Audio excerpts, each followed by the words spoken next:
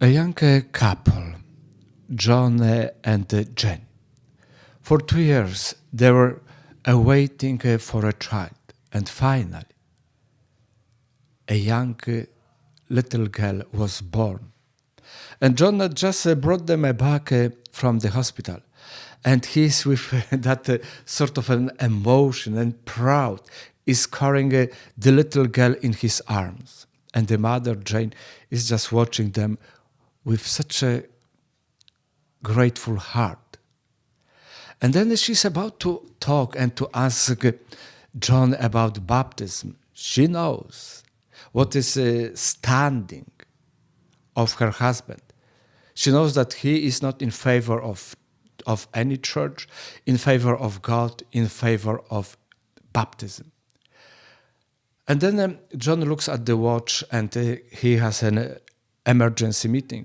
He leaves them in the house and just runs to the car.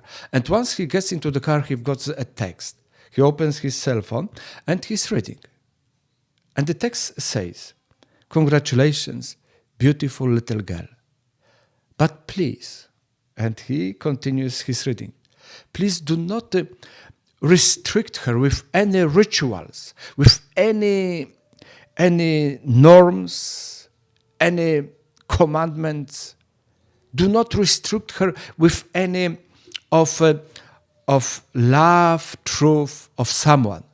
Just let her to learn on her own, to know what is good and what is bad, and finally to choose." And John is trying to figure out who is the messenger. And he cannot find any name, any name of a person or of a company. Then he runs back to his house and he says to Jane, his wife, "Please call the priest and arrange as soon as possible the baptism for our beloved child." So the baptism of Jesus Christ and the sacrament of baptism of a child in the Catholic Church.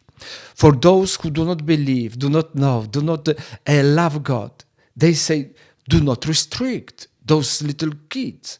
Do not impose on them some sort of sets of commandments, truth, love, and so on. Let them on their own to come to know good and bad, and then choose. They are not interesting. They don't see the nature of God's presence in a child's life. But for those parents who believe, who know, and who love God, they say one of the most important things for their children, for their child, is to ask for the baptism, sacrament of baptism, because they know and they believe that, as they read in the Gospel of Mark chapter 16, verse 16, anyone who believes in Jesus Christ and is baptized in the name of the God, the Father, and the Son, and the Holy Spirit, has salvation. Baptism is about the new life, salvation. So they want that for their own child. And yet they know that as St. Paul says in Romans 8:15, you do not receive a spirit of slavery to fall into fear, anxieties.